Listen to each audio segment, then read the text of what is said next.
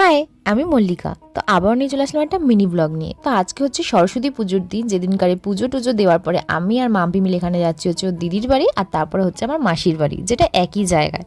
তো এখানে দেখো ট্রেনের অপেক্ষা করার পরে আলটিমেটলি ট্রেন এলো, যেটাতে প্রচুর ভিড়, যেন হচ্ছে বনগা লোকালে উঠে পড়েছি, এতটাই ভিড়। তারপরে এখান থেকে নেমে একটুখানি পেস্ট্রি নিয়ে নিলাম দিদির বাড়ির জন্য। তারপরে এখানে সন্ধি বাড়ি চলে এসে দেখো ওর ছেলের আনন্দ কি আমাদের দেখে, মানে ও মজা পেয়ে গেছে। আর তারপরে ওর যেহেতু ছিল এটা প্রথম হাতে ঘড়ি, তাই জন্য ওর জন্য এই এলইডি স্লেট পেন্সিলটা নিয়ে এসেছিলাম, যেটাতে লিখে আবার এটাকে ডিলিট করা যায়, মানে ওই চক পেন্সিলের মতন, কিন্তু এটা ডিজিটাল। তারপরে ওর আনন্দের কথাগুলো শোনো খালি।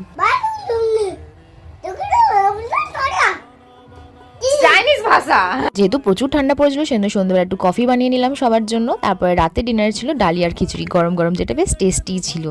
আর তার সাথে এখানে তবলার উৎপাত তো লেগেই আছে। আর এরকমভাবে আজকে দিনটা কাটলাম। তো দেখা হচ্ছে নেক্সট মিনি ব্লগে।